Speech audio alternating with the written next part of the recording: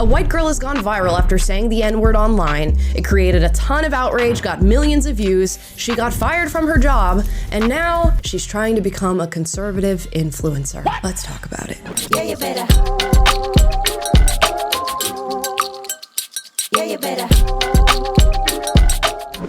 Okay guys, before we get into this video, I don't even know what I want you to do. Like and subscribe. Do more people need to hear this story? I don't know. I go back and forth. Every time I see this video, it irks something deep within me, and I'll tell you exactly why after we get into the story. Now, a young white girl, I guess we should say, on TikTok decided to post this video, and it created a ton of outrage. Let's watch. Everybody I know who's married right now, they're married to broke-ass niggas.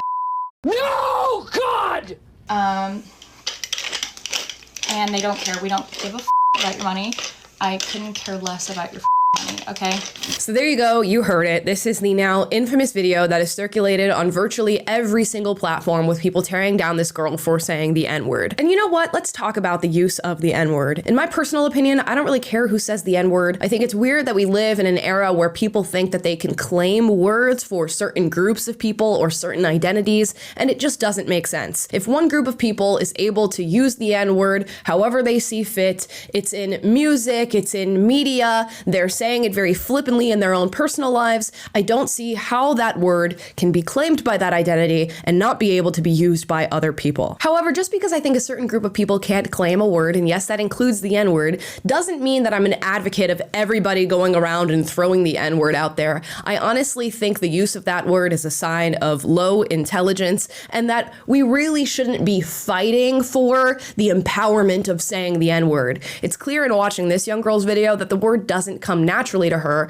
and with that being said, it seems as though she's engaging in rage baiting. And it seems very clear when we look at her brief internet history of the videos that she's posted online thus far, she is indeed a rage baiter. And the rage bait worked, because millions of people came after this girl in the wake of seeing this video where she used the N-word in a way that wasn't even racist towards black people. They started leaving comments calling her a racist, attacking her, sending her death threats, posting the video on as many platforms as possible, and now it has received probably hundreds of millions of views. And we know how the typical cycle goes. Somebody posts a video that generates outrage, it gets a ton of responses, and people are coming after this individual, and then they eventually apologize in yet another video that goes viral on the internet. But in this case, this young girl, who we now know is named Lily Gaddis, decided to double down. Let's watch. So a recent video of mine seems to have upset members of a certain community, and all the backlash just really made me,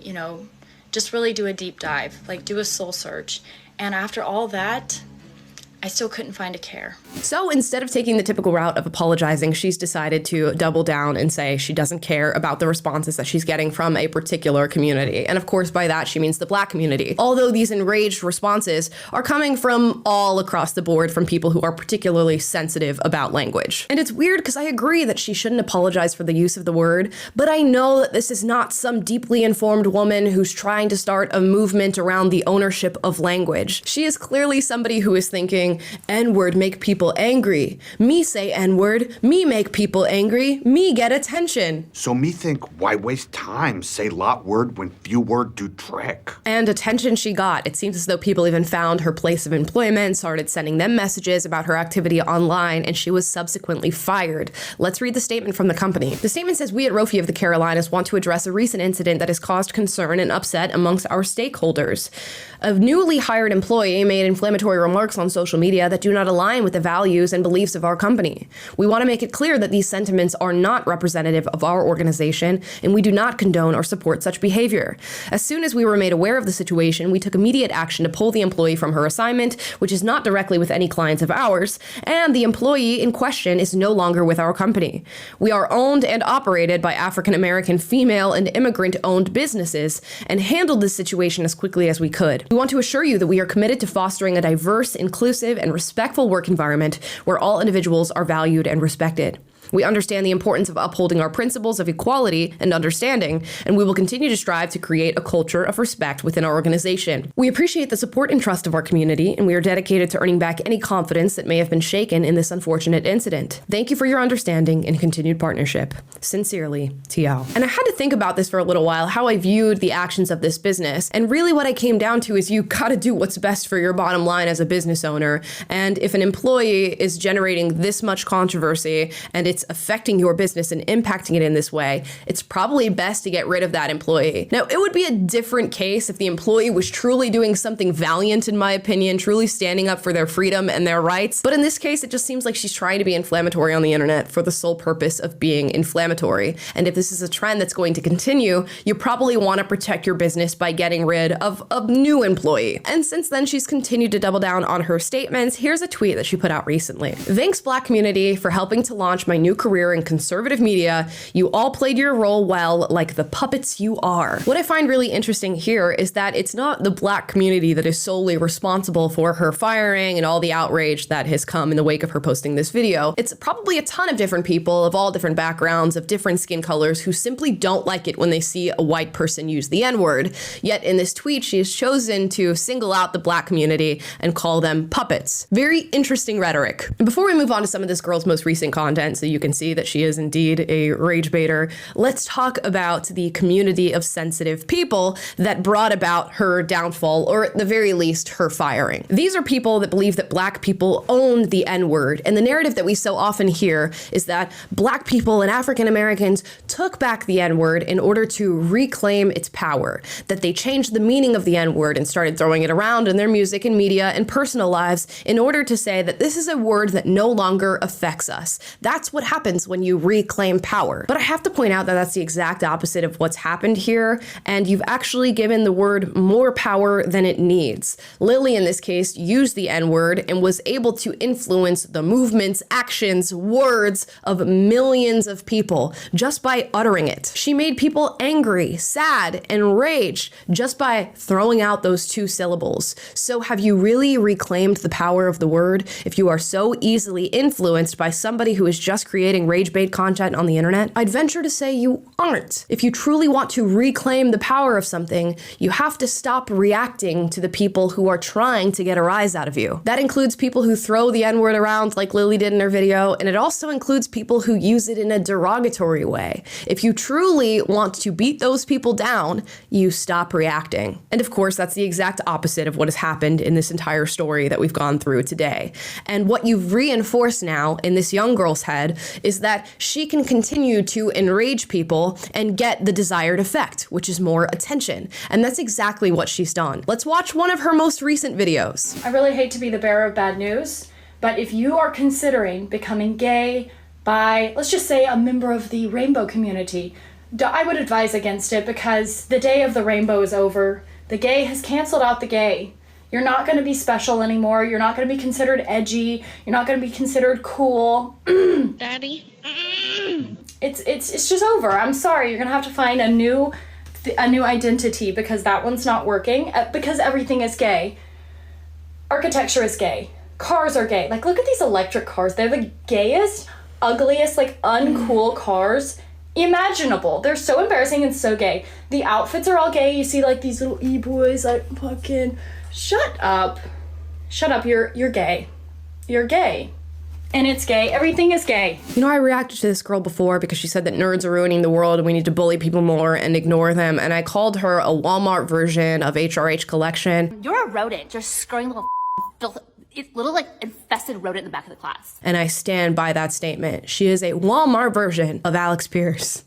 And I'm not one to make major predictions on this show, but I'll go ahead and try at this one. I could be wrong, but let me tell you how the next few weeks of this girl's life are going to look. I think she's going to try and hop on as many news channels as she possibly can, at least the ones that will invite somebody who is now famous for saying the N-word as if that's some valiant thing. She will do as many interviews as possible. She will make as much incendiary content as possible, where she throws out maybe the F slur or the N-word again, or retard or gay, day. And she will continue to make this content because she knows that it gets a rise out of people. However, I will warn her that because the foundation of her career in social media is very shallow and superficial, it will be a flash in the pan because anybody can create rage bait.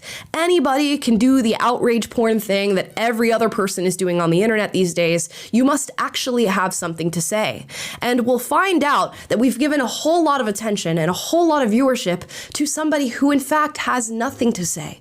And that is the fault of the sensitive people that reacted to her saying the N-word in the first place. It is the fault of her for creating the rage bait content in the first place. And you'll come to find that both people in this scenario are wrong. It's not black and white, hero and villain. Both people are being pretty dumb in this case. You guys all know that I'm a huge supporter of free speech. I think everybody should be able to say whatever they want, essentially. And that's why I'm not tearing this girl down for saying the N-word. I do have qualms with her attitude and the message that she's promoting on the internet because I feel as though she is utilizing free speech simply to be incendiary and not to actually make any profound statement about the use and ownership of language. I saw a tweet somewhere that likened this girl to a toddler that says a bad word for the first time and all the adults around them freak out and laugh and are shocked, and they think that because they got a rise out of people, they should continue to just do that on a loop over and over again. That's the energy that this girl is giving. She had the opportunity to do something far more powerful with her use of free speech, but hey, that's why it's called free speech. And now I'm using mine to critique what she's doing. And of course, more so, my critique lies with the sensitive people who launched an attack on this girl and made it even possible for her to become somewhat of a conservative influencer, although there's nothing particularly conservative about the things that she's saying. If you had not reacted in the first place, we wouldn't be dealing with this girl now. So chill. If you truly want to reclaim the power of words, then stop reacting to the words because they have a whole lot of power as it stands now. And to the conservatives that think this girl is part of the camp and she's an amazing example of our ideology, please think about that again, because I can guarantee you this is not the representative that you want. But those are just my thoughts. Drop your thoughts in the comments down below. As always, I encourage healthy debate, so if you disagree with anything said in this video, drop it in the comments down below. Duke it out, but do so respectfully. And if you like this video, like, subscribe, click the notification bell to be notified every single time I post a video for you guys, which is every day, and I will see you next time. Bye, guys. Yeah, you better.